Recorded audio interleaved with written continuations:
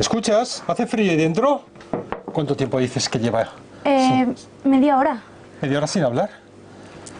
¿Qué hago? ¿Me atrevo? Venga, dale, dale. Es un momento trágico para la historia del periodismo español. Cuenta un chiste. Vale. ¿Cuánto tiempo llevas en la tienda de instrumentos? Pues 3 años entre pitos y flautas. Es otro momento trágico para la historia del periodismo español. Les dejamos un avance de lo que van a poder ver esta noche en El Gato al Agua.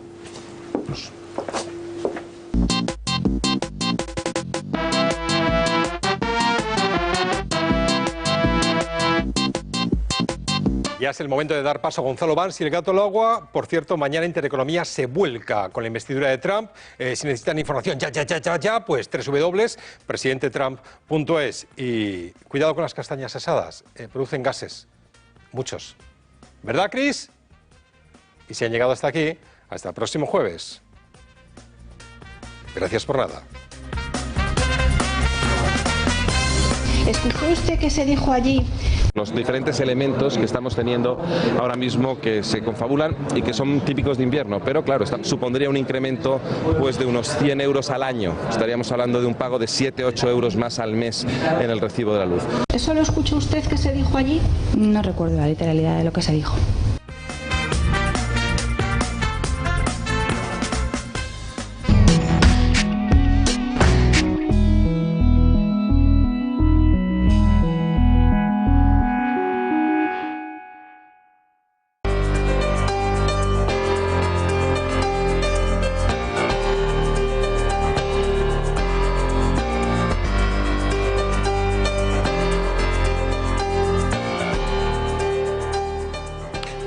Después de nuestro paréntesis navideño y de cambio de año, estamos de nuevo en su programa Ellos sí pudieron, con un invitado hoy de excepción, con alguien que ha podido hacer muchas cosas a lo largo de su vida, muchas cosas que tienen que ver con la ayuda al cuidado de los otros, específicamente al cuidado de la salud de los demás, y que además ha sido capaz de hacerlo en entornos complejos, en entornos complicados. El entorno de la investigación en España lo ha sido siempre, y por otra parte él lo ha hecho también fuera de España, específicamente en los Estados Unidos.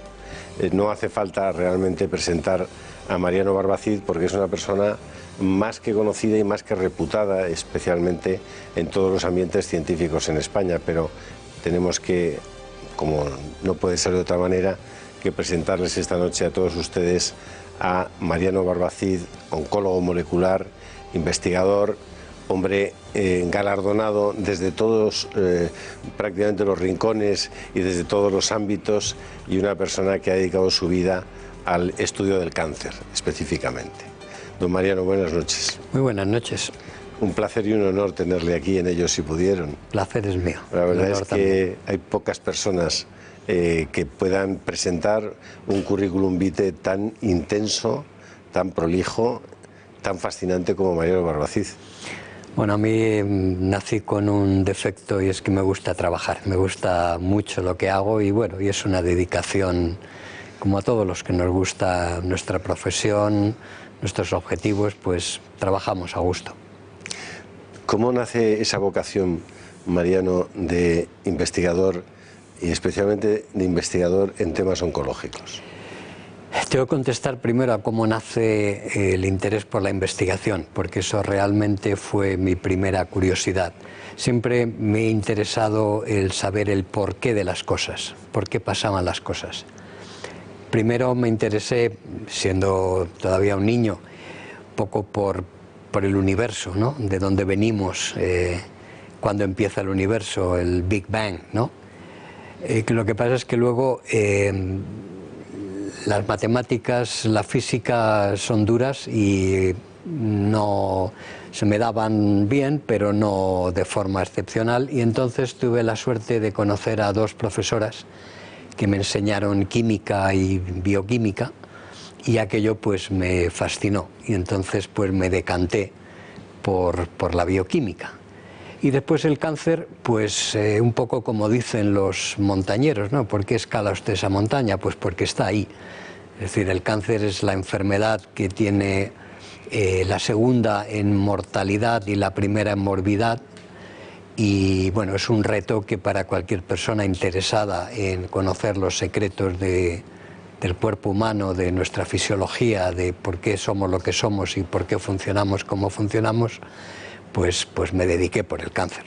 Pero tú naces en Madrid, estudias aquí al ladito, al lado de estas... A 2 o 3 manzanas, sí, efectivamente. Sí, ¿no? En el colegio de los... Se llamaba un colegio Atenea, se llamaba, era un colegio pequeño. Que ya no existe. Que ya no existe, ni siquiera existe los edificios, había una colonia de chalecitos, se llamaba una colonia de ingenieros, y que ahora pues hay unas construcciones blancas con unos jardines, bueno, que son bastante agradables. ¿De ahí te vas a la universidad?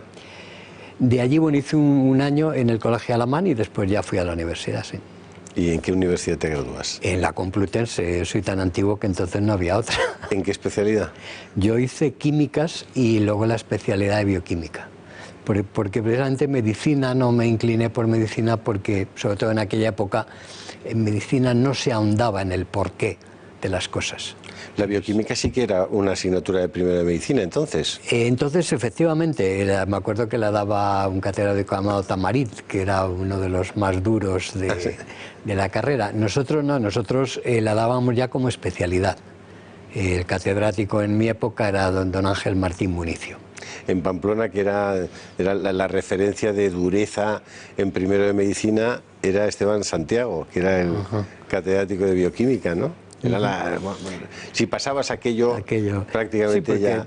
Los médicos, pues quizás la bioquímica no era lo suyo, ¿no? Entonces, bueno, pues es entendible. Y de la bioquímica al cáncer, a la oncología. Pues ya digo, por el reto de entender los procesos de la transformación. ¿Tuviste algún caso cercano, no, algo que te afectó? Afortunadamente no. El reto del conocimiento, es decir, ¿por qué una célula normal se convierte en cancerosa? Esa es la pregunta que, bueno, hoy en día ya lo sabemos, pero en aquella época pues todavía no se sabía, y es lo que a mí me llevó a investigar. ¿Por qué una célula mortal se convierte en inmortal? Sí, también, es decir, la célula es una de las características, aunque las células cancerosas también se mueren. Lo que pasa es que evidentemente hay que atacarlas, no se mueren por sí solas, si no, no habría cáncer. Pero viven años y años. Pueden vivir años y años, las células normales también. También claro. Uno puede cultivar fibroblastos de ratón durante toda la vida. Es decir, la inmortalidad no es exclusiva de la célula tumoral, pero sí que todas las células tumorales son inmortales, mientras que las células normales normalmente no lo son. Fíjate. ¿Y te vas después de acabar tu carrera de bioquímica en España, empiezas a investigar aquí? Empiezo a investigar aquí, pero curiosamente en aquella época no había buenos grupos de investigación en cáncer en España. Entonces yo tomé una decisión que siempre me ha alegrado de haberla tomado, que es aprender a investigar, independientemente de en qué área. Entonces yo en aquella época no me encontraba suficientemente formado para salir al extranjero. Por ejemplo, no hablaba inglés. ¿De qué año estamos hablando, María? Estamos hablando del año 71. Yo termino la carrera en el año 71. En el franquismo tardío. Bueno, ya no era... Bueno, sí, perdón, sí, por supuesto. Sí, pues claro, porque Franco vivía todavía. Murió en el 75, o sea que... ¿Y había un ecosistema propicio a la investigación? Bueno, el Consejo Superior de Investigaciones Científicas. Había un centro, efectivamente, en el Consejo Superior de Investigaciones Científicas, que era el Centro de Investigaciones Biológicas. Y allí había muy buenos investigadores, es decir, había pocos, pero buenos. Entre ellos Margarita Salas, por ejemplo, que ya había regresado a Estados Unidos. Su marido, Eladio Viñuela, había otros investigadores y entre ellos estaba David Vázquez. Yo me entero de la existencia de este centro y digo, bueno, pues en lugar de irme un poco a la aventura a Estados Unidos, voy a formarme un poco más aquí en España, en estos laboratorios, que evidentemente son muy buenos, y después ya doy el salto, ¿no? Y eso fue lo que hice. Intenté trabajar con Margarita, pero ya no tenía sitio en ese momento, y decidí trabajar con David Vázquez, y la verdad fue una experiencia fantástica. David, desgraciadamente, falleció a los 56 años, y vamos, su vida se cortó en una etapa pues súper pronto, ¿no? Cuando estaba en lo mejor de su carrera, Y yo ya al terminar hacer la tesis doctoral, pues ya di el salto, entonces ya escogí laboratorios, ¿no? Entonces en aquella época era si trabajaba uno con virus RNA o con virus DNA, y al final pues escogí un laboratorio pequeño que me fue muy bien, y pues a partir de entonces ya monté mi propio grupo y el resto pues hasta hoy. Y decides irte a Maryland. Me decido a ir, yo aplico a varios sitios, porque en aquella época, claro, el viajar para conocer el sitio era algo que todavía no estábamos a ese nivel. Entonces yo escribo en varios, en Boston, y el sitio donde al final me parece mejor, pues es un laboratorio del Instituto Nacional del Cáncer, de los Institutos Nacionales de la Salud, que efectivamente están en Maryland, que es un barrio, por decirlo así, de Washington. Está en el estado de Maryland, pero está muy cerquita. Muy cerca de Washington. ¿Y ahí pasas cuántos años? Pues ahí paso en esa zona, porque luego me cambio a Frederick, que está unos 50 kilómetros más al norte. Ahí paso hasta el 88, o sea, ahí paso 14 años. Ahí es donde haces tu gran descubrimiento. Sí, un descubrimiento importante, bueno, que es un... Que se llama el aislamiento... Fue, ¿no?, la identificación y el aislamiento del primer oncogen humano, el primer gen causante de cáncer. ¿Qué rayos es eso de aislar el primer oncogen humano? Bueno, los oncogen, como su propio nombre indica, es oncogen, es decir, gen que causa cáncer, onco, ¿no? Entonces, estos genes ya se conocían en virus RNA y en virus DNA, que he mencionado antes. Pero había dudas de que tuvieran algo que ver con el cáncer humano. De hecho, había mucha gente que decía, eso está muy bien para investigar, pero no tiene nada que ver con el cáncer humano. ¿Por qué? Porque el cáncer humano, con alguna excepción, como es el virus que ahora conocemos de Cervix, etcétera, pero el 99% del cáncer humano no tiene un origen vírico. Entonces, la cuestión era si esos oncogenes que se conocían en los virus tenían algo que ver con el cáncer humano. Hay un descubrimiento que hacen dos investigadores americanos, a los cuales después reciben el premio Nobel, cuando ven que esos oncogenes víricos en realidad no vienen del virus, sino que vienen de nuestras propias células. No ya necesariamente humanos, ellos trabajaban en aquella época con pollos, pero vienen del pollo, no son realmente genes víricos. Y esto es lo que nos da la idea, a mí y a otros muchos, de ver si esos genes que vienen del pollo existen en humanos, eso ya lo sabíamos, pero sí pueden participar en el cáncer humano. Y eso es donde yo ya empiezo a trabajar por mi cuenta, ya termino mi periodo postdoctoral, y entonces, bueno, pues tenemos la suerte de ser uno de 3 grupos. Hubo otros 2 grupos que también lo aislaron, uno en Cold Spring Harbor, a las afueras de Nueva York, y el otro en Boston, concretamente en Cambridge, al otro lado del río, en el MIT, en el Massachusetts Institute of Technology, que también lo aíslan al mismo tiempo, y lo publicamos pues prácticamente en el mismo mes. ¿Lo publicasteis los 3 equipos casi en Nature? En el mismo mes, sí. El primer trabajo de aislamiento se publicó en distintas revistas, y luego ya el mecanismo molecular se publicaron, como llamamos en inglés, back to back, es decir, uno y después el otro, en el mismo número de la revista Nature. ¿Qué supuso esa publicación y ese descubrimiento? Bueno, pues un reconocimiento en investigación. Cada día es un paso, es decir, no hay una parada, es decir, se va avanzando poquito a poco, digamos, se van subiendo escalones, se llega a un piso, se puede parar un poquito y luego hay que seguir subiendo escalones, es decir, es un continuo. Pero en ese momento eso es una revolución, en cierto modo. Supongo que sí, cuando uno está tan metido en la investigación, yo creo que no tenemos la perspectiva, pero sí que supuso una revolución en el sentido de ver qué mutaciones que tenemos en nuestros propios genes son capaces de originar el cáncer. En ese momento, Mariano, ¿el cáncer tenía la incidencia que tiene hoy en la sociedad occidental, específicamente en España? Prácticamente sí, es decir, el cáncer va aumentando porque vamos viviendo más. Entonces, y también porque afortunadamente se van curando otras enfermedades. Entonces ahora ya que nos queda en una sociedad avanzada, pues prácticamente cáncer, enfermedades neurodegenerativas y cardiovasculares.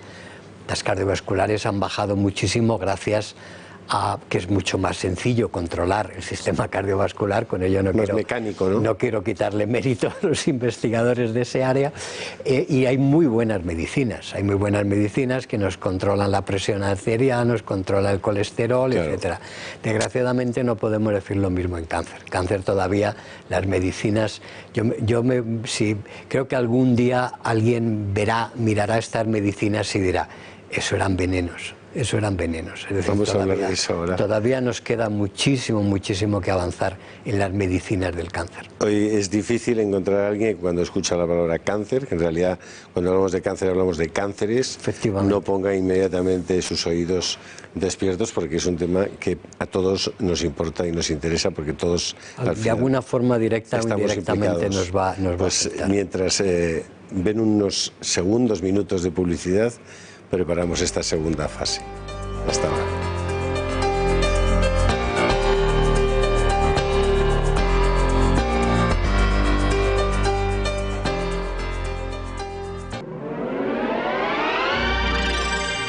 Volvemos en un minuto. En Solnatura somos pioneros en el campo de la salud natural desde 2004. En nuestra clínica ayudamos a las personas a llevar un modo de vida saludable a través de nuestros consejos y tratamientos naturales. Estamos ubicados frente al Parque del Retiro y la Puerta de Alcalá. En Solnatura te vamos a ayudar. Llama ya al 91 31 31 409. Estamos en la calle Conde de Aranda 13, Metro Retiro. Isidoro compra el gasoil de calefacción por su cuenta y le sale caro. En su mismo barrio, María, Juan y Lucas no se conocen, pero siempre consiguen el gasoil más barato en agrupaciongasoil.es con un sencillo sistema de agrupación que permite comprar el gasoil más barato a todos. Agrupación Gasoil, la primera agrupación de compra de gasoil online en España. Solo faltas tú.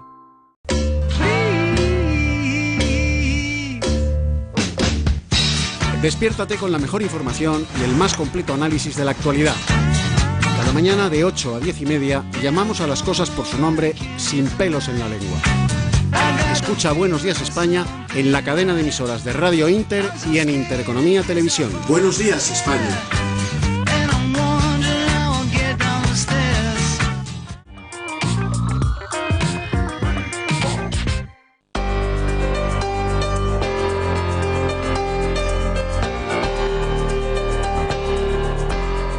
Les decíamos antes de comenzar el bloque publicitario que hemos tenido, que más que hablar de cáncer, de lo que hay que hablar es de cánceres, ¿no? Efectivamente, esto es muy importante y me alegro mucho que saque el tema, porque los cánceres son muy distintos y tenemos la mala costumbre de hablar en singular del cáncer como si fuera una enfermedad única. Hay más cánceres, más tipos distintos de cáncer que de enfermedades infecciosas. Sin embargo, a nadie se le ocurriría confundir un sarampión con una gripe o un cólera con un ébola, ¿no? Sin embargo, tendemos a hablar del cáncer. Al cáncer hay que irle poniendo muchos apellidos. Cáncer, digamos que es el nombre de pila, es llamarte José, y después viene el primer apellido. El primer apellido también pues, puede ser corriente, puede ser García, puede ser Pérez, porque ahí depende del órgano de donde venga el cáncer. Mama, pulmón, hígado. Pero después hay un segundo apellido, que es el tipo de célula de donde procede el cáncer. Por ejemplo, en cáncer de pulmón hay unos cánceres que se llaman microcíticos, de célula pequeña, y otros que se llaman, por una forma no muy imaginativa, no microcíticos o de célula grande. Son completamente distintos. Unos tienen un origen neuroendocrino y se tratan de una forma, los otros tienen un origen epitelial, se tratan completamente de otro. O sea que ya vamos por el segundo apellido. Y después viene por lo menos un tercer apellido, que esto es relativamente nuevo, que son las mutaciones que han iniciado o que participan en la progresión de ese tumor. ¿Que se pueden detectar? ¿Se pueden... Sí, hoy en día eso no es ningún problema. Hoy en día, ¿tú puedes saber cuántas mutaciones ha habido? Hoy en día se pueden saber todas las mutaciones de un tumor por un precio menor que un TAC. Por 800, 900 euros, un TAC puede valer 2.000, se pueden saber. Lo que pasa es que tampoco nos hacen falta saber todas. Lo importante es conocer unas pocas que sabemos que son importantes. Correcto. Y dependiendo de eso, por ejemplo, uno tiene un carcinoma de pulmón con una mutación en un gen que se llama EGFR, se le da una medicina, afatinib, por ejemplo. Si tiene una mutación en otro gen que se llama ALK, se le da otra medicina, se llama crizotinib. Es decir, que hoy en día ya los tratamientos empiezan a depender, primero, del órgano, segundo, del tipo celular y tercero, de las mutaciones que tienen. ¿Esto qué significa? Pues que cada día se afina más y mejor en los tratamientos. Es decir, que vamos avanzando bastante. Pero eso es en algún tipo de cáncer. Hay todavía otros tipos de cánceres donde no hay medicinas efectivas. Y, por supuesto, también hay tipos de cánceres donde hoy en día ya se cura la gran mayoría, como por ejemplo son mama, como por ejemplo son linfomas, por ejemplo los tumores pediátricos también se ha avanzado muchísimo, es decir, tumores que hace 30 años eran mortales y que hoy en día hay curaciones del 80 y del 90%. Es decir, que no podemos hablar de cáncer, es decir, tenemos que hablar de el cáncer con un nombre, no podemos hablar de José. ¿Quién es José? Y que probablemente el mismo tumor en dos individuos diferentes se comporta de forma diferente. Bueno, efectivamente, después tenemos otro... Estamos hablando de bioquímica. Bueno, aquí estamos hablando casi de todo. En bioquímica, evidentemente, al final del día los que causan los problemas son las proteínas que funcionan mal, eso evidentemente. Pero luego hay otro baremo que es tan fundamental como el del conocimiento, el del carnet de identidad del cáncer, que nos referíamos antes. Es el estadio en el que se pilla, en el que se detecta. El grado. El grado, si el tumor está encapsulado, hay unos señores, se les llama cirujanos, y que son los que realmente curan el cáncer, porque lo extirpan y ya está. Ya está. ¿Qué pasa? Pues que desgraciadamente el cáncer no suele avisar. Es decir, el cáncer, nosotros podemos tener un tumor como una bola de tenis y si no nos afecta ningún órgano vital, no nos enteramos. Entonces, normalmente nos enteramos cuando el cáncer ha metastatizado, cuando se ha diseminado, cuando nos afecta la espina dorsal, nos afecta el cerebro, nos afecta el hígado. Entonces nos damos cuenta. Ya entonces no digo que sea siempre tarde, pero ya es tarde. Por eso es muy importante, por ejemplo, en aquellos órganos, en aquellos órganos, bien digo, que son externos, estar pendientes, sin llegar a ser hipocondríacos, pero estar atentos. Estar atentos. Hablando de las mamas, estar atentos. Mama, piel, incluso colon. En personas ya de una cierta edad, como la que tengo yo, es importante hacernos una colonoscopia cada 2 años, por ejemplo. Y si hay un antecedente en la familia, pues cada año. Eso ya lo recomienda el médico, ¿no? ¿Por qué? Porque el colon ya se ha convertido en un órgano externo, en cierto modo, ¿no? Entonces, todo lo que pueda verse externamente, anticiparse, eso te puede salvar la vida. Claro. Es decir, encontrar un tumor que está encapsulado, eso es perfectamente curable. No hay ni que medicinas, para eso están los cirujanos, perfectamente curable. Lo que pasa es que la gran mayoría de los tumores se detectan cuando ya se han diseminado. Y entonces ya el cirujano ya puede actuar de forma paliativa, quitando el tumor principal, etcétera. Pero claro, las micrometástasis no las puede quitar porque no se ven. Claro. Tú has tenido, supongo que mucha relación con médicos, oncólogos, que se dedican al tratamiento de esta enfermedad y el trato con los pacientes que sufren esta enfermedad. Sí, bueno, pues he tenido relación por dos.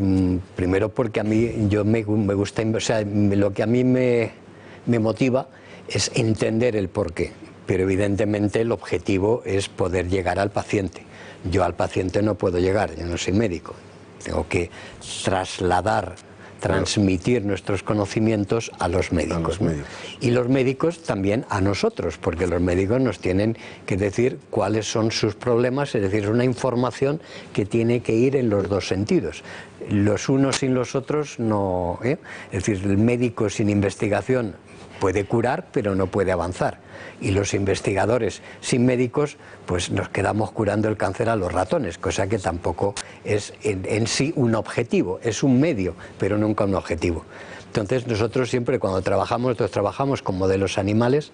De hecho, nuestro trabajo en los últimos años ha consistido en gran parte en desarrollar modelos de ratón donde el tumor es prácticamente idéntico, porque un ratón nunca es un ser humano, pero prácticamente idéntico a los tumores humanos. Tal forma que lo que encontramos allí tiene una aplicabilidad más directa al ser humano.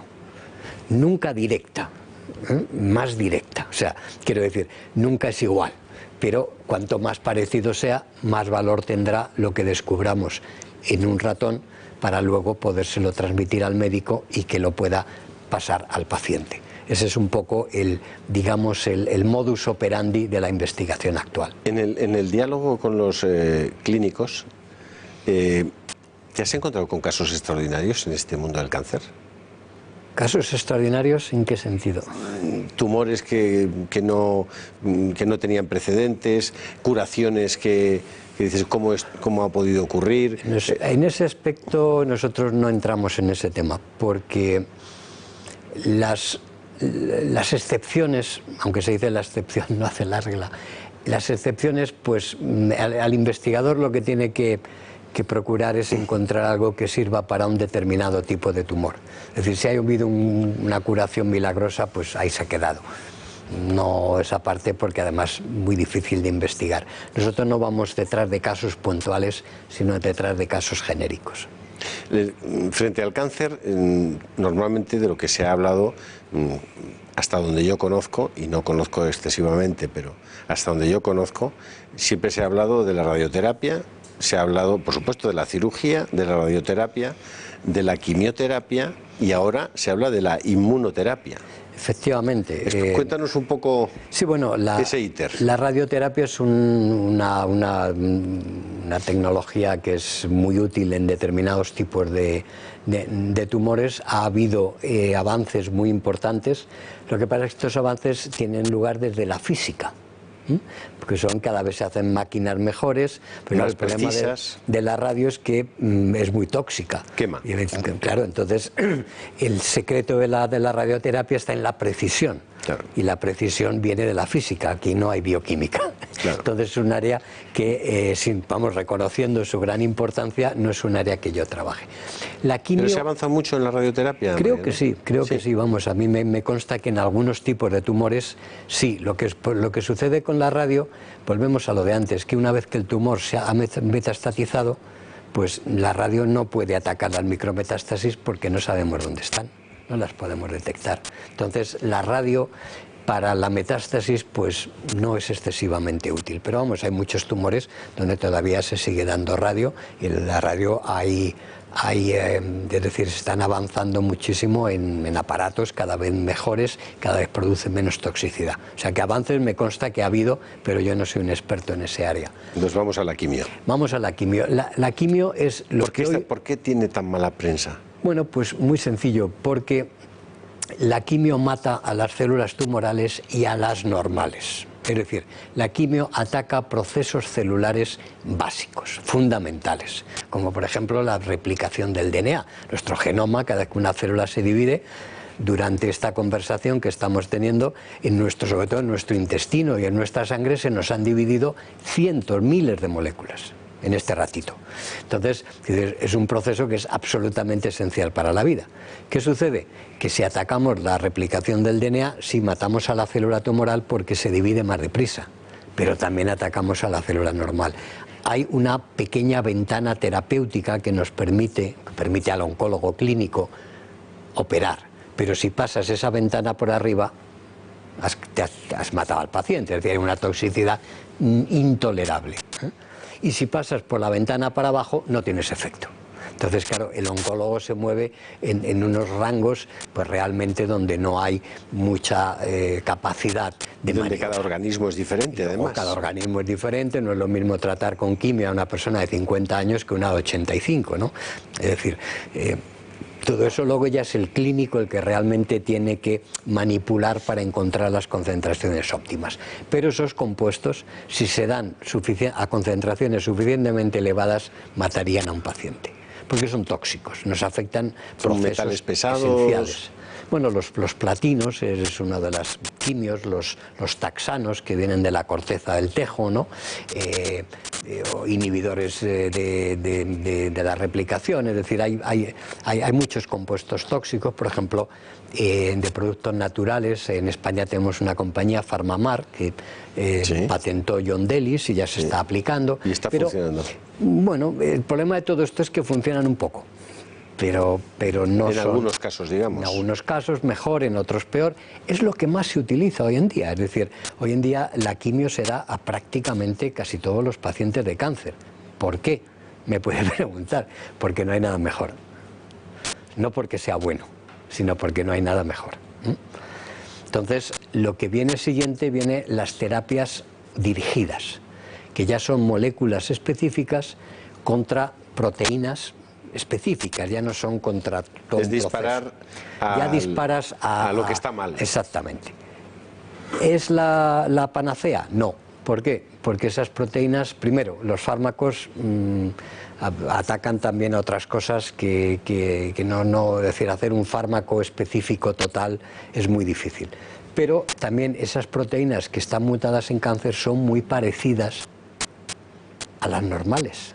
Si yo ahora te enseño una foto, por decirlo así, no es una foto, una estructura de la proteína RAS normal, sin ella no podemos vivir. Nosotros hemos quitado las proteínas RAS a un ratón y se muere inmediatamente. Y te enseño una foto de la proteína RAS que causa cáncer y te llevaría un buen rato encontrar las diferencias. Es decir, que son prácticamente iguales. Entonces es muy difícil hacer un fármaco selectivo contra la mala, contra la mutada, que no afecte también a la normal. Pero bueno, al tratarse de una proteína y no de un proceso como puede ser la síntesis de DNA, se va afinando más. Y esto son las terapias. Me dices que ahí hay una cierta esperanza, es decir, bueno, hay algunos casos, me hablabas antes... Esperanza siempre hay, esperanza Correcto. Siempre hay. No, me refiero como alternativa a la quimioterapia. Exactamente, ¿no? Se va mejorando, se va mejorando. Y lo que tú me preguntabas muy bien sobre la inmunoterapia, esto ha sido el avance que digamos que hablan todos los oncólogos médicos en los últimos 5 o 6 años. Esto es importante recalcar que no es para todos los tumores. Lo digo porque como lo estará viendo mucha gente, claro. Que no vayan al médico mañana, oiga, que yo quiero que me den inmunoterapia.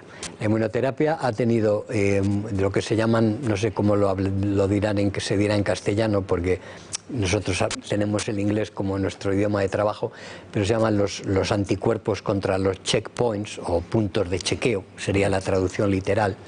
No sé cómo se dice en la clínica actualmente, probablemente también se diga en inglés.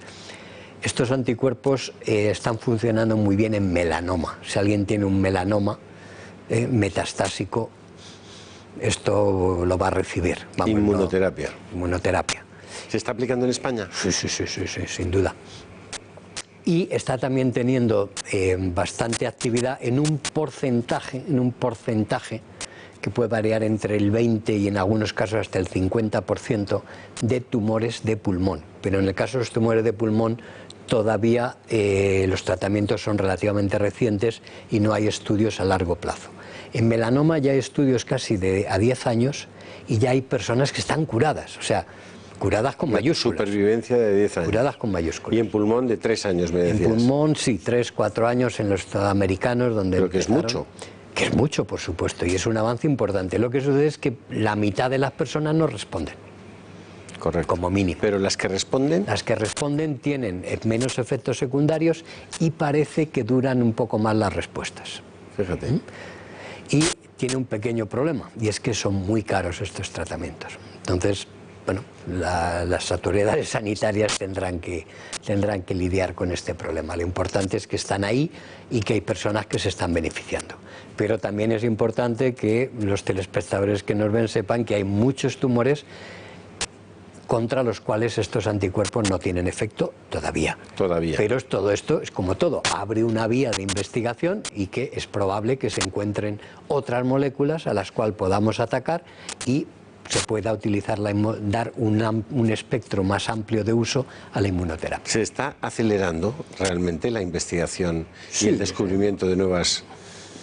Descubrimientos se están acelerando porque cada vez, sobre todo en el entorno anglosajón, hay más gente dedicada a esta investigación. Y más dinero. La industria farmacéutica, evidentemente, cada vez invierte más. Luego hay problemas, tampoco vamos a ponerlo todo de rosa. Cada día cuesta más conseguir un fármaco. Es decir, la industria farmacéutica, que es la que desarrolla todos los fármacos, que a veces la industria farmacéutica tiene mala prensa, mala publicidad, pero hay que reconocer que son los que desarrollan todos los fármacos, exactamente. Los gobiernos no invierten en el desarrollo de fármacos y cada vez cuesta más sacar a que te aprueben un fármaco. Y lo que es también preocupante es que en oncología cada vez el porcentaje de productos que fallan, de candidatos a fármacos que fallan, que se caen en el camino de los ensayos clínicos, cada vez son más. Es decir, si hay 100 moléculas que entran en ensayos clínicos hoy, dentro de 6 o 7 años quedan a lo mejor 5. Y eso, claro, eso tiene un coste. Porque al final eso de ser investigador científico es un poco como ser explorador. Sí, sí. ¿Y ahora por dónde voy? En el siglo XVI o XVII eran exploradores que buscaban el paso del ¿Y cómo Ártico. tomáis las decisiones?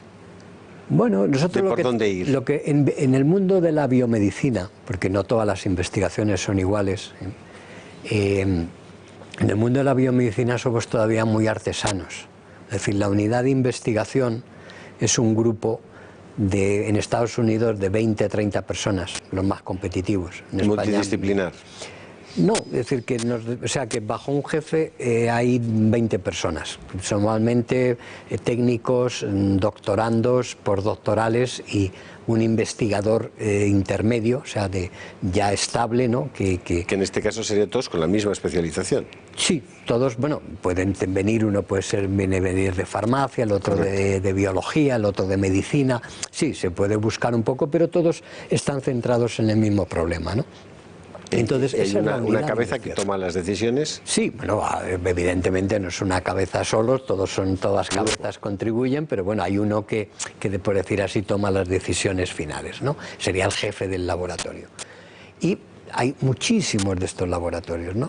Entonces, lo bueno que hay es que pues claro, se va avanzando, cada día hay un avance nuevo, es decir, todas las semanas se publica Nature, todas las semanas se publica Science, cada 15 días se publica Cell y cada día se descubre algo nuevo. Y es un avance, ya digo, de escaloncitos que hay que ir subiendo y lo que no sabemos es cuando llegamos a un... Pero que es evidente que cuando tú identificas y aíslas el oncogen en el año 80, 82, sí, 82, la expectativa que podía tener un paciente con un cáncer en ese momento, cualquier cosa, no tiene nada que ver con la que tiene ahora.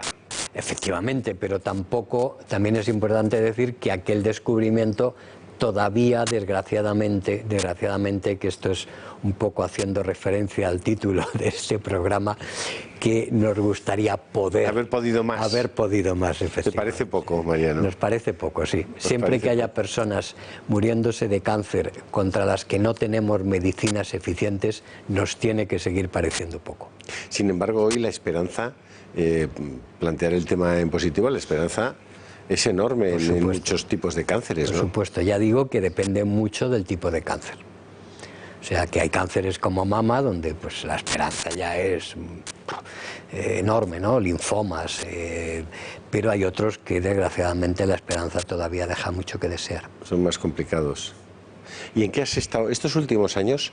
¿A qué parte de la investigación has dedicado tus Entonces nos centramos ahora en una serie de tumores que están causados... ¿Tú estás en el Carlos III? Estamos en el Instituto del Cáncer. Centro Nacional de Investigaciones Oncológicas, que está ubicado en el campus de Chamartín del Carlos III. El Carlos III tiene otro campus en Majadahonda. Entonces nosotros estamos centrados en dos tipos de tumores que están causados por una mutación en el oncogen KRAS, y que a pesar de que se descubriera en virus en el año 70 y en humanos en el año 82, todavía no hay fármacos selectivos ni eficaces. Por eso todavía que tenemos que poder más todavía, ¿no? Y estamos en eso, efectivamente. Hay modelos animales que se causan estos tumores y estamos probando dianas moleculares para tratar de bloquearlos.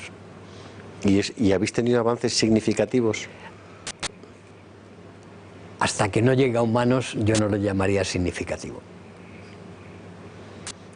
Tenemos resultados interesantes en ratón, pero hasta que no llegue a humanos hay que ser muy cauto. No lanzar las campanas al vuelo. ¿Cuánta gente tienes ahí en el equipo? Pues ahora estamos volviendo a crecer, porque afortunadamente acabo de obtener un proyecto de la Unión Europea, el proyecto más importante, que es del European Research Council o Consejo Europeo de Investigación, y ahora vamos a crecer hasta 20. Hasta hace poco éramos 14, 15 personas, que en España es un grupo muy grande. ¿El más importante probablemente en temas de cáncer o no? No. En importancia hay otros muchos importantes también, afortunadamente. ¿Y está repartida la investigación en España por comunidades autónomas?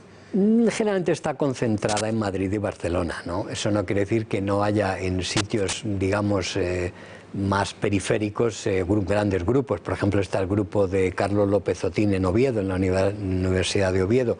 Trabaja más en envejecimiento, progeria, etcétera. Pero bueno, son grandes grupos de investigación, pero está más concentrada en Madrid y Barcelona. ¿Dirías que la investigación del cáncer en España está a nivel de lo que puede tener en este momento Francia o Gran Bretaña? No. España estamos retrocediendo gravemente. No ya en investigación del cáncer, sino en toda la investigación biomédica, estamos retrocediendo gravemente. Estoy preocupado porque ahora estamos a un nivel parecido a como a principios de siglo, el 2004, 2006, es decir, cada vez hay menos ayudas.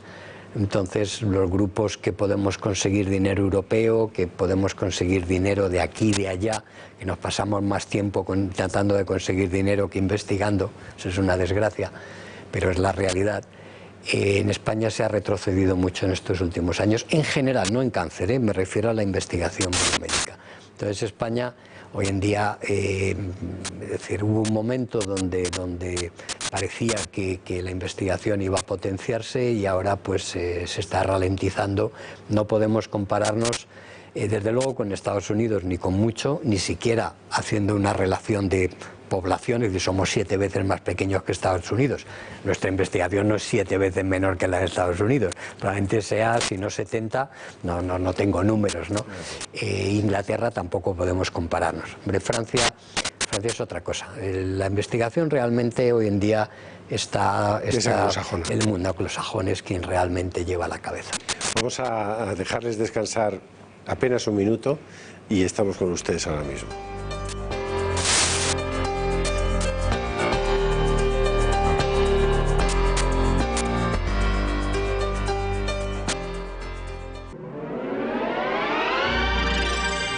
Volvemos en un minuto. En Solnatura somos pioneros en el campo de la salud natural desde 2004. En nuestra clínica ayudamos a las personas a llevar un modo de vida saludable a través de nuestros consejos y tratamientos naturales. Estamos ubicados frente al Parque del Retiro y la Puerta de Alcalá. En Solnatura te vamos a ayudar. Llama ya al 91 31 31 409. Estamos en la calle Conde de Aranda 13, Metro Retiro. Juan, ¿has visto mi teléfono? Vaya. Oye, Mónica, ¿a ti te gusta este tal Luis? Siento decepcionarte. ¿Sí? Luis no es un ligue, es trabajo. Oh. Job to you. ¿Job tuya? Job today. Soy María Jesús Barreñada, presidenta de Aredos Abogados, doctora en Derecho, abogada y abogada Rotal. Si tienes un problema jurídico, no dudes en contactar con nosotros, te lo solucionaremos. Este despacho ha sido galardonado con el Premio a la Excelencia Profesional porque defendemos tus derechos, financiamos tus procedimientos, tu problema jurídico lo hacemos nuestro y te lo solucionamos. Con 24 años de experiencia, tus abogados de confianza que defienden tus derechos. Si andas perdido y no sabes a quién creer, la primera a la derecha. Si estás cansado de los medios domesticados por el poder, la primera a la derecha. ¿Quieres informarte, pero también entretenerte? La primera a la derecha. Para encontrar los temas que otros no se atreven a contar, la primera a la derecha. La primera a la derecha.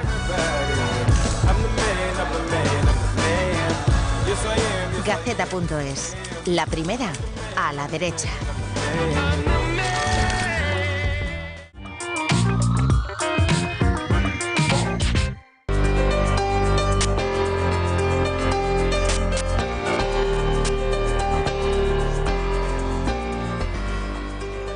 Creo que sería una lástima haber dispuesto de una conversación que, insisto, que es un verdadero honor para Intereconomía tener aquí a Mariano Barbacid esta noche, pero sería una lástima que se nos fuera sin preguntarle sobre, claro, en torno al cáncer y a los cánceres hay un montón de mitos, un montón de falacias, un montón de estereotipos que son injustificados e incomprobados.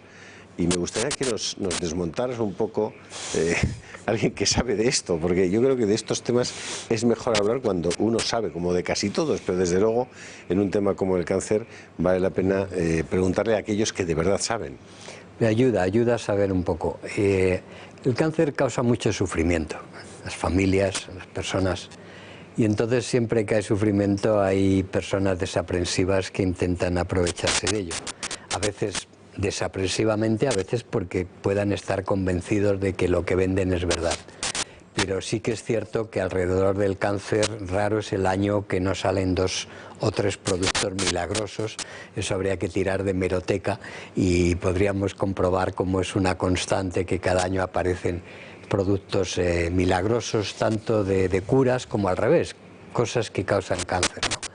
Entonces, si me permites, es muy importante utilizar este programa para recalcar una vez más, y no me cansaré de repetirlo, que de todo lo que realmente sabemos que causa cáncer, el tabaco, el fumar, está por encima de todo en nuestra sociedad. Todo aquello que nos causa un daño crónico eleva muchísimo el riesgo de cáncer. Por ejemplo, personas que tienen pancreatitis crónica deben de ir muy a menudo al médico, no solamente para que les trate la pancreatitis, pero porque tienen 20 veces más probabilidades de desarrollar un tumor de páncreas. Personas que tienen cirrosis, ya sea por un virus, ya sea por alcohol, o también todo lo que sea personas que tienen procesos inflamatorios continuados, no una inflamación. Una colitis ulcerosa, si es largo en el tiempo, sí, todas estas personas no es que vayan a tener cáncer, por favor. Hay que mirárselo. Pero exacto, incrementa la probabilidad. Pero de todas ellas, ninguna destaca como el fumar. Entonces, Te estás refiriendo, por supuesto, a los cigarrillos, no a los puros. Ahí no me atrevería a entrar. No me atrevería a entrar.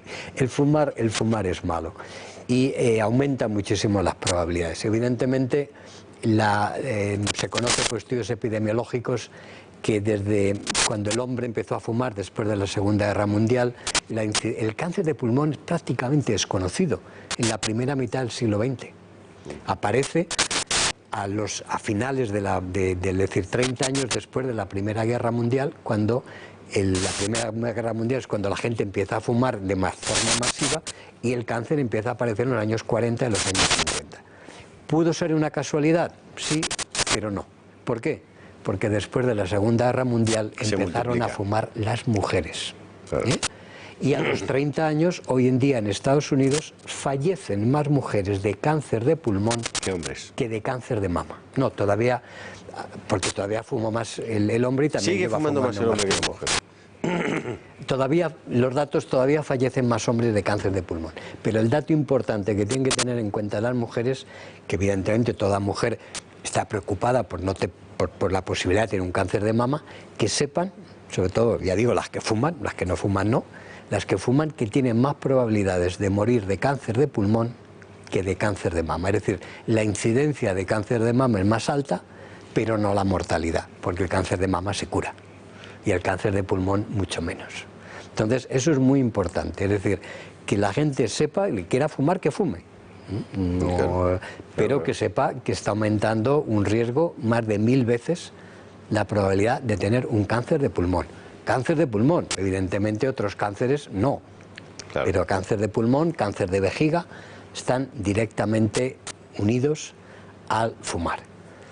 Otro problema, ahora ya cada vez menor, pero es la exposición incontrolada al sol. Hoy en día cada vez la gente tiene mejores cremas, mejores con SPF, etcétera, pero si hay una... no porque te quemes un día, pero si hay una exposición continuada, prolongada, etcétera, etcétera, aumenta mucho el riesgo del melanoma. Sin embargo, el melanoma me decías por otro lado que era de los que en este momento tienen... Ahora sí, pero si me dan a elegir, yo no quiero tener melanoma, ¿eh?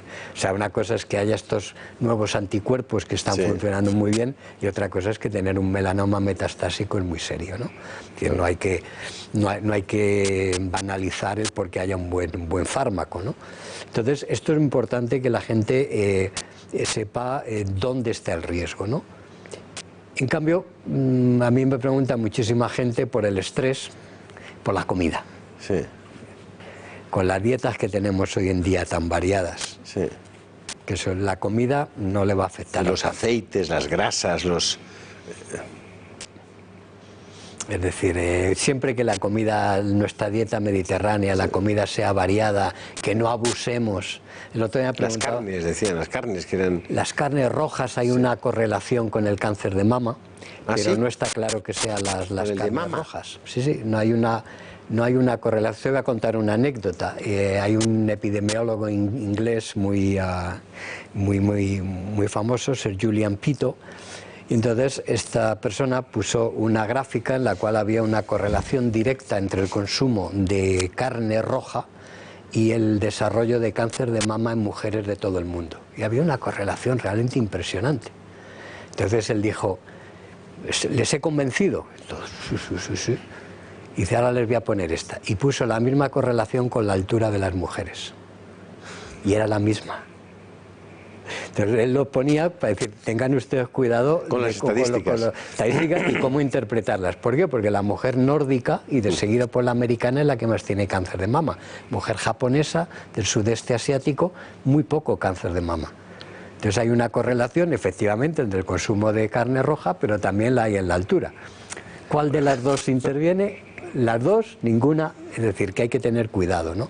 Entonces, el otro día me preguntaba una persona, estábamos hablando sobre el tabaco y el quemar el tabaco, y me decía, oye, si yo como socarrat, esto me causa cáncer. Pero vamos a ver, el socarrat tiene carcinógenos. Pero claro, tú comes socarrat una vez al mes o una vez cada 2 semanas. Si tú comieras socarrat, desayuno, comida y cena todos los días, tendría el mismo efecto que el tabaco. Pero claro, en la dieta no repetimos dieta y nuestra dieta es muy variada. Entonces yo por la dieta no me preocuparía. ¿Y qué más mitos hay aparte de...? El estrés. El estrés. El estrés, a mí eso me lo preguntan siempre, el estrés. Entonces el estrés no causa cáncer, eso se puede decir como una verdad casi divina. Lo que sí ocurre es que claro, si uno está estresado, el sistema inmune está deprimido, pues sí que si ya tenemos un tumor puede que avance más deprisa o simplemente que nos aparezca, porque una cosa que quizá la gente no sepa es que si nos hicieran autopsias a las personas que mueren a partir de los 90 años, prácticamente todas tendrían un tumor dentro. Es decir, el tumor es algo que es natural con nuestra existencia. Lo que pasa es que sea un tumor así de pequeñito en un señor de 90 años, pues no se entera, vamos, de hecho... Su crecimiento es lentísimo, su progresión se puede ver si haces una autopsia. Normalmente a las personas que fallecen no se les hace autopsia, lógicamente, ¿no? Entonces, porque el cáncer se origina en errores que ocurren en nuestras células y son errores que no podemos controlar. podemos estimular si fumamos o si tenemos una inflamación crónica o lo que estábamos hablando antes. Pero son errores que ocurren pues como a veces tienes un accidente que no te das cuenta y te has caído, ¿no? Es decir, es algo que es consustancial con nuestra vida. Sí, claro. Y tenemos que vivir con ello. Y morir. Y morir con ello. ¿Te has encontrado a Dios entre los microscopios? Pues no, la verdad es que cuando uno investiga no nos planteamos esos temas, ¿no? ¿Nunca os habéis planteado? No, porque estás Cuando trabajando. me decías al principio de la conversación, me interesaba el de dónde venimos, el Big Bang, Sí, a pero dónde vamos. desde un punto de vista más físico, no metafísico. Más de cómo el universo que hace se está expandiendo siempre, o se expande y se contrae. Hay un principio, sí, el principio eso sí que interesa, si eso es Dios, pues entonces ahí sí, pero en el caso de las mutaciones, si Dios existe sería muy poco, le favorecería muy poco pensar que está involucrado en hacer una mutación. Con el paso de los años, ¿no te has acercado a la metafísica? Siempre he estado ahí, pero todavía me considero joven de aquí. ¿Qué piensas de la bioética y de los nuevos problemas bioéticos que se están planteando en el mundo? Bueno, pues que hay que tratarlos, nunca se debe de ignorar, hay que tratarlos sin apasionamiento y sobre todo con la ciencia detrás. Es decir, yo personalmente en estos temas es muy importante separar la ciencia de la religión. Si no, veamos el caso de los yihadistas, ¿no? Cuando quieren llevar la religión a extremos, el daño que están causando. Si estudiamos historia, a mí siempre me ha gustado, pues también en el siglo XV en España había personas que me río yo de los yihadistas, ¿no? Es decir, que afortunadamente nuestra sociedad se ha hecho cada vez más amplia, más tolerante, y la bioética es fundamental. Por ejemplo, regular procesos como la manipulación del genoma. Yo estoy totalmente en contra de la manipulación del genoma en línea germinal. ¿Por qué? Bueno, porque el ser humano no debe de ser manipulado. ¿Por qué? Porque eso no nos corresponde a nosotros, manipular al ser humano. Bueno, entonces es mi opinión. Estamos en la metafísica. Estamos en la metafísica, es una opinión que la tengo clarísima. Sin embargo, ahora ya se están haciendo experimentos con la tecnología esta de CRISPR en células humanas, pero ex vivo. Entonces, eso sí. Es decir, todo tiene que estar regulado, pero analizado desde un punto de vista de la bioética, con calma, sin radicalismos, sin imponer la voluntad con otros, pero tiene que estar regulado, que no nos vuelva a pasar lo que pasó con el régimen nazi en la Segunda Guerra Mundial, que no está tan lejos. Es decir, nosotros no lo hemos vivido, pues nuestros padres sí. Vamos a decir, vivir la época, quiero decir, o sea que no está tan lejos. No estamos hablando de Torquemada, estamos hablando del régimen nazi de 1942, ¿no? Que no está tan lejos. Entonces eso no puede volver a repetirse. Entonces, por eso es importante que haya bioética, que se regulen las cosas, que se discutan, que se hablen, que se traten, que se llegue a la mejor solución posible. Entendiendo que el ser humano tiene una dignidad intrínseca. Efectivamente. Desde que es un embrión. Por eso digo que no deben de manipularse el genoma humano, el embrión humano no debe de manipularse. Eso para mí lo tengo clarísimo, es de las pocas cosas Por tanto, que tengo no claro. al aborto. Bueno, yo el aborto es un tema muy personal y ahí prefiero no entrar en el aborto porque ese es un tema que es más un tema social. Evidentemente, lo ideal es que hubiera métodos para que no fuera necesario que hubiera un aborto, eso está claro. La cuestión es cuando claro, porque eso no es manipular el embrión, eso es directamente eliminarlo. Eso ya es eliminarlo. Entonces, ahí lo ideal es no utilizar el aborto como un proceso de anticonceptivo. Pero si una persona tiene que ir a abortar, y eso es una cosa que no me considero moralmente capacitado para intervenir en el proceso de decisión de esa persona. Pero ya estamos hablando a nivel personal. Y lo mismo que no me gustaría que esa persona me metiera en decisiones mías, yo tampoco me meto en las decisiones de los demás. Pero manipular un embrión por intentar mejorar la raza, eso estaría totalmente... Eso de seleccionar el sexo, la altura, el color de los ojos, el cabello... Eso me parece también estoy en contra de esa selección, sí, por supuesto. No es que me parezca peligroso, estoy en contra de esa selección. Ahora, ya el aborto es un problema social, un problema personal, una persona que no tiene medios, hasta qué punto es bueno que esa persona que no quiere tener un hijo lo tenga, eso ya son temas personales de los cuales no me considero capacitado para opinar. Oye, ¿cómo imaginemos que pasado mañana eres ministro de Sanidad en España? Hay cosas que no son imaginables. Que no son imaginables. ¿Qué harías con la ciencia en España, con la investigación? ¿Qué harías? Bueno, evidentemente lo que haría es ir a hablar al señor Montoro y si me dice que no, volverme a casa.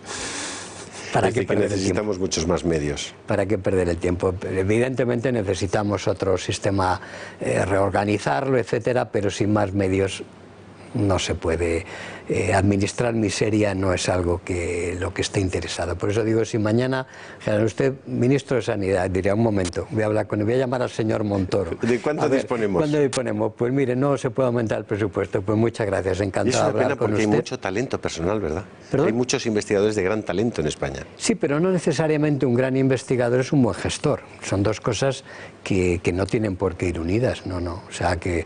Yo lo tengo muy claro, no me metería a nada de gestión de la investigación si no me dieran una garantía de que hay un aumento de recursos proporcional. Es decir, yo lo que pediría es proporcional la misma inversión que hace Estados Unidos, o al menos Inglaterra, proporcionalmente. Si no hay eso, mire, yo me quedo donde estoy, que es mucho más tranquilo y que además me sigue interesando todavía, como le decía antes, aunque he podido algo, todavía no he podido todo lo que yo quiero. Y lo que yo quiero es poder algún día curar ese tipo de tumores que todavía no se pueden curar. Don Mariano Barbacid, muchísimas gracias. La verdad es que poder charlar con alguien tan conocedor, tan profundamente conocedor de la materia en la que ha trabajado toda su vida y que además esa materia sea de tanto interés para tantísimos españoles, pues ha sido una gracia que nos ha concedido esta noche. Así que a todos ustedes, gracias por haber estado con nosotros. A Mariano Barbacid, repetirle el agradecimiento, decirle que esta es su casa y que esperamos verle de nuevo y esperamos que muy pronto le leamos en Nature con alguno de sus descubrimientos. Pues nada, muchas gracias a usted, ha sido muy agradable poder compartir estos minutos con ustedes. Muchísimas gracias. Hasta la semana que viene, amigos.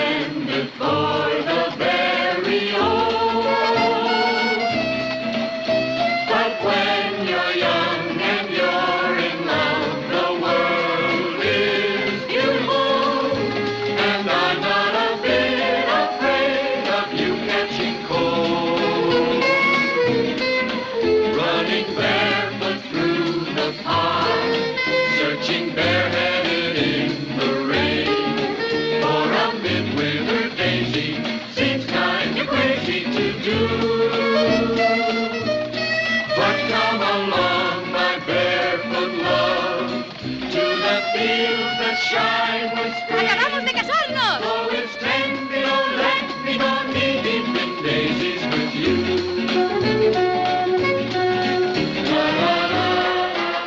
recién casados.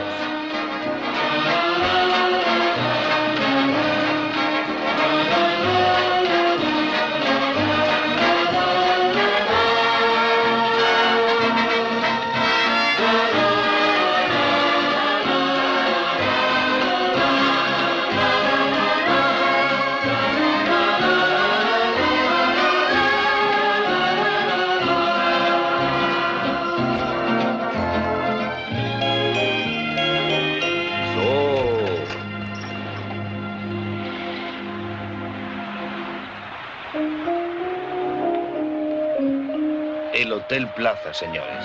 ¿Plaza? Cory, es el Plaza. Un momento, no he terminado. ¿Qué espera el cochero? ¿Qué espera? Pues dale una buena propina. Paul, ¿te arrepientes de haberte casado? A los 40 minutos, dejemos pasar un par de horas. Paul, si esto no sale bien, no nos divorciemos, matémonos el uno al otro. Es mejor que lo hagan las criadas. Creo que el servicio es maravilloso.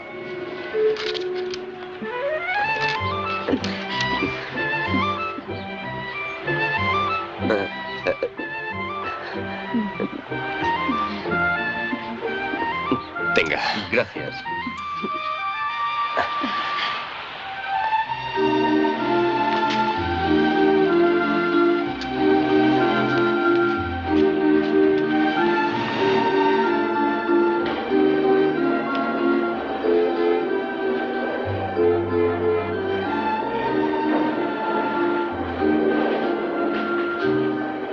Buenas tardes, señores. Sí. Mi mano, la necesito.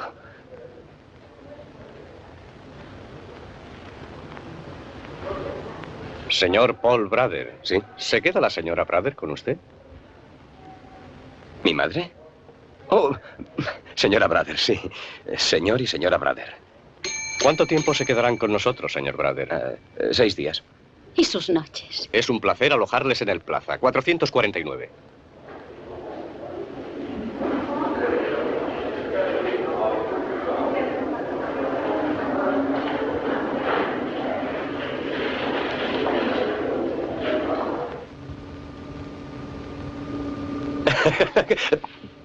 Cory, por favor.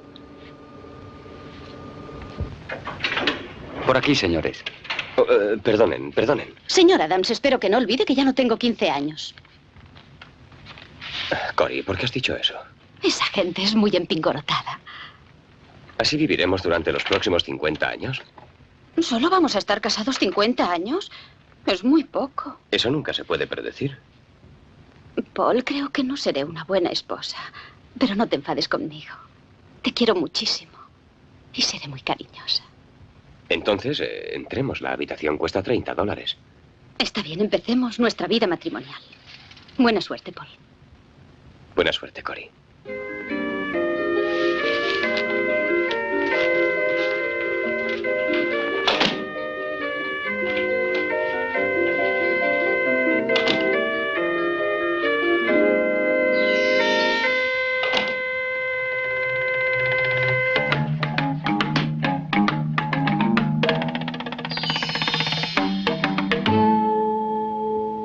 No te preocupes, no van a salir. ¿Cuánto tiempo llevan ahí? 5 días.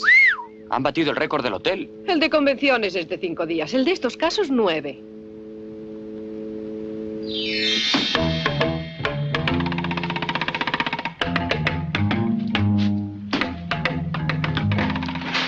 Espera un momento, Paul. ¿A dónde vas? Al despacho. Tengo que trabajar. He de ganarme la vida, ¿sabes? Llámalos y diles que no puedes ir. Di que estás enfermo. Estoy enfermo, pero he de ir. Me prometiste que no me dejarías. Es solo hasta las 5:30. Hasta las 5:30. ¿Nuestro matrimonio no puede esperar hasta esa hora? Hasta la noche, ¿eh? ¿Qué ha sido eso? ¿Un beso? ¿Quieres entrar? Este es un hotel respetable. ¿Ha sido un beso? Pues mira, si en adelante los besos van a ser así, no te molestes en volver a las 5:30. Cory, no puedo besarte más. Tengo los labios entumecidos y ahora entra. Si no me das un beso de verdad, ¿te devuelvo tu pijama? Ahora mismo. No, espera.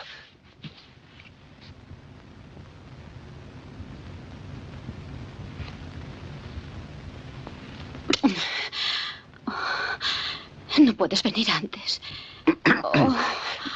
Esta noche en el apartamento. Está en el 49 de la calle 10 Oeste. Te quiero.